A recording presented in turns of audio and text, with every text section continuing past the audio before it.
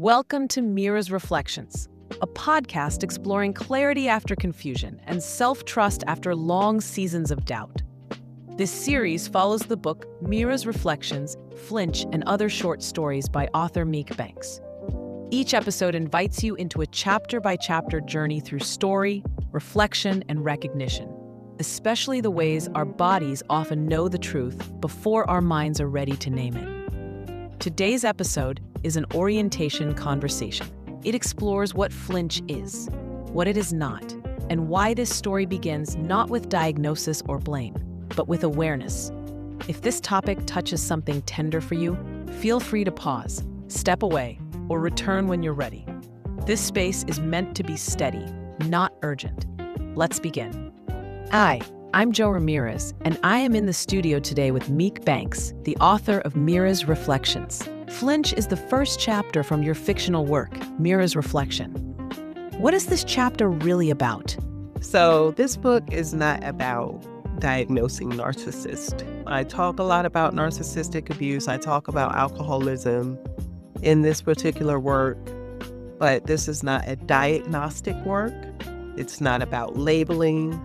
It's about recognition, especially the physical manifestation of stress in the body, because we know that long-term stress causes undue health effects, many of which I've experienced, but we need to recognize those patterns and what leads to stress like that. And Flinch explores a moment where the protagonist becomes aware of the stress and becomes aware of the driver of the stress.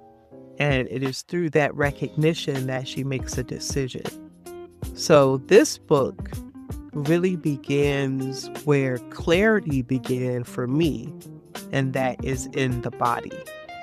You focus a lot on the internal physical sensations of psychological abuse. Why is that important to you?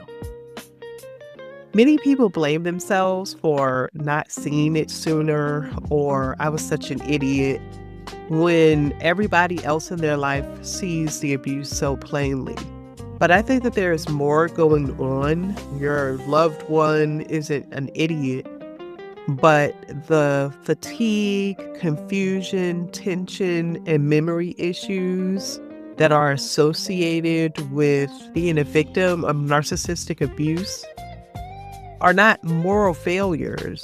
It is actually the body's natural response mechanism that is activated. It's a survival response.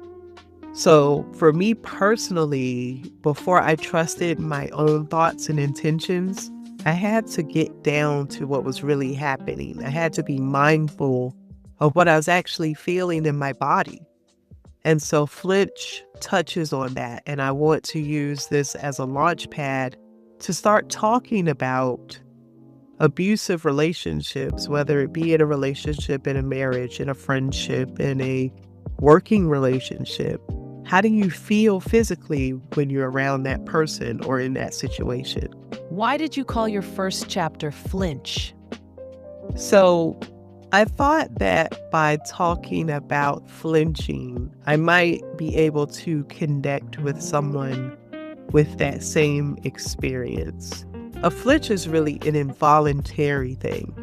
You can control your impulse to flinch, but flinching is majorly involuntary.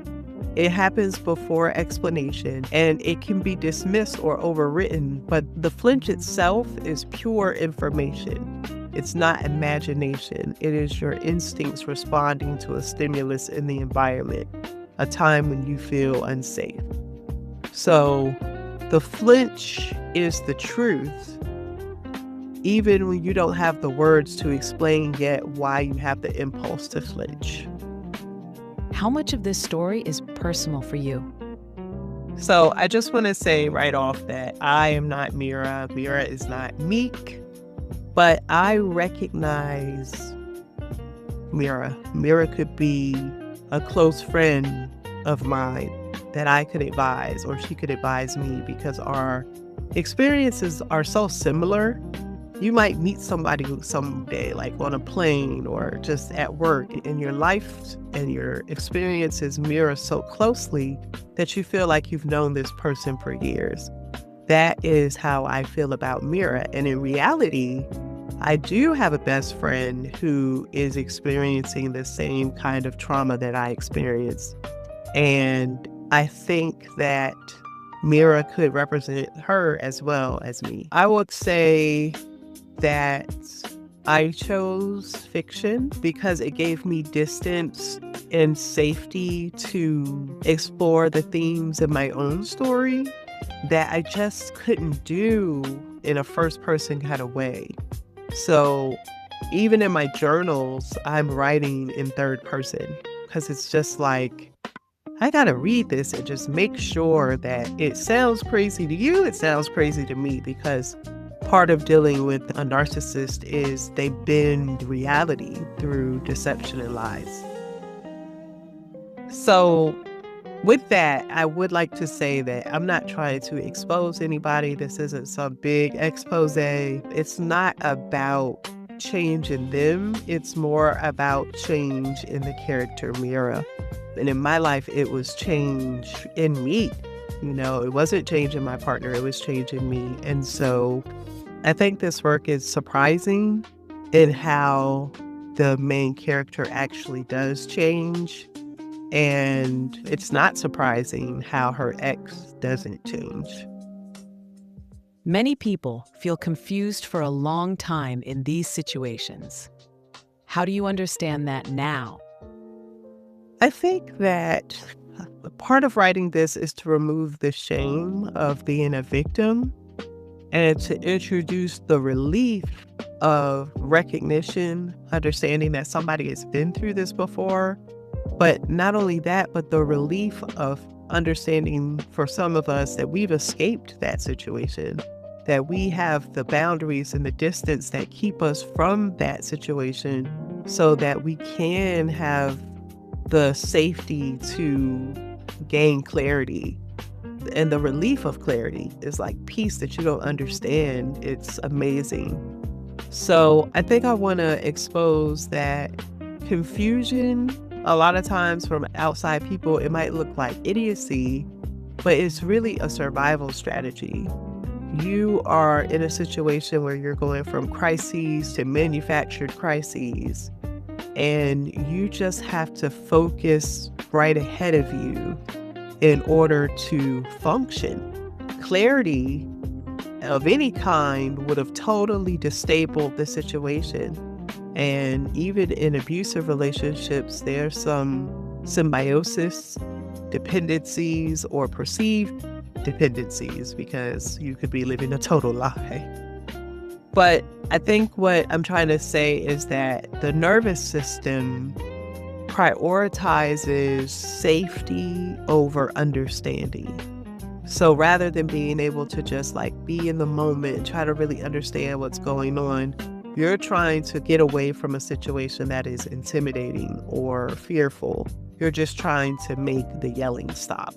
And so I just want to help the reader to understand that confusion is not a character flaw. It's a protective pause, but it is important to understand what's really going on with you. And sometimes the only clue is what's happening in your body. Why tell this story through fiction instead of memoir or self-help book? Do you think it will be effective in helping you reach others in similar situations? So I think beyond my personal need to be able to be distant away from the story, to enable myself to be able to write, I think that fiction and story has the capability of allowing the reader to connect and to put their guard down and maybe even see themselves without any pressure. They might say, hey, I recognize myself in Mira, or my mom is like Mira, or my best friend is like Mira, because it's a story and you're listening. I'm not necessarily pointing the fingers at any direct people, so it removes voyeurism and keeps the experience based on what's actually happening and not spectacle. And ultimately, I think history has proven, the Bible has proven, that story reaches places that advice cannot. Advice can offend. Advice is often too over simplistic, but a story can help a person to see and relate and draw their own conclusion. And I'm hoping that that's what happens for readers of Mira's reflections. Story lets the truth arrive gently. What do you hope readers feel when they finish Flinch? I don't want people to feel angry. I don't want anyone to feel angry, not people in my real life, not readers. I'm not trying to offend or bring up topics that might be iffy, because the book goes there, trust me. But I'm not here for that. I'm not here to make someone leave their husband. But what I really want to introduce is steadiness and self-trust and also orientation.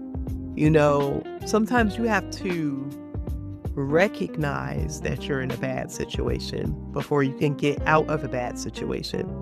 But the person who is creating your cage is doing everything to make it feel like a gilded cage, so you don't even know that you are in bondage. And so I want to help readers to acknowledge maybe they are in a toxic relationship or an abusive relationship, and they'll see what Mira does, but maybe they can start thinking about what it might mean to get away from that relationship and getting clarity about what got them there and maybe how to get out of it for good. I've read the book, and your work feels spiritually grounded without being preachy. Was that intentional? I think that I will just say I'm a Christian. I love the Bible. There's a lot of Bible in this as we read, and if you buy the book, you'll see that each chapter has a Bible reference, and that is not on accident. So the flow of Mira's story reflects a certain passage in Scripture, 2 Timothy chapter 3. And I think that we live in a society that loves labels and we love to diagnose. And I don't know how helpful it is, especially for Christians, to get caught up in that. What I think is important is that we learn to discern patterns and stay away from labels. So 2 Timothy 3 at the very beginning, it describes some patterns in a particular type of person. And I think a modern diagnosis of that person would be a narcissist. But 2 Timothy chapter 3 is in the book. And so I want to focus on the fruit a person produces rather than the titles. And if we can discern what we're really feeling, if we could have a litmus test of the Word of God to discern, okay, these are bad character traits and these are good, character traits. These are good fruit. And is this person producing good fruit, or are they producing stress and confusion into my life? And so by discerning people by their fruit, we might be able to make healthier relationship decisions. What would you say to someone who's just beginning to recognize themselves in this? I think that you should feel seen, understood. I think what I desired more than anything was to be understood. But honestly, I didn't need to be understood. I needed to understand. I needed to understand how I got there. I couldn't control being manipulated, but I can control why I was subject to manipulation and how to avoid it in the future. And I've had several instances where I was tempted in the same way that Mira was tempted, but through my experience and Mira's experience, I've learned to overcome that anchor in me that makes me attracted to someone like an alcoholic or a narcissist. So I don't want the reader to feel rushed to make a decision about their own relationship. I just want them to recognize how they're feeling. And I want them to recognize maybe how they got to where they are. And so a lot of focus is not going to be put on Erin. A lot of the focus is going to be put on Mira, her history and her experiences, and how she finally sees Erin even in a new lens. I want to say that just because I am all about clarity doesn't mean that you have to be about clarity in your personal life. I think that God had to get me ready for it. I have a really interesting story about God purposely buying time to give me clarity about my story. And I thank him for that, because I really needed to understand what was going on before I escaped the marriage, so that I wouldn't make the same mistakes in the future. So for anyone who's reading this story who may be in a situation similar to mine today, I just want you to notice who you are, reflect on your history, reflect on your present, and, if it relates and it's helpful, even to just know you're not alone, that's enough for me. You're not late, you're just waking up. You've been listening to Mira's Reflections, the podcast. If something in today's episode resonated, take a moment to notice what you're feeling, not just in your thoughts, but in your body. There's no need to rush clarity. Recognition unfolds in its own time. Mira's Reflections, Flinch, and other short stories is available now on Amazon. And full chapter readings and companion content can be found on YouTube at Stories by Meek Banks. In the next episode, we'll step into the story itself, where awareness begins, quietly and without explanation. Until then, be gentle with yourself.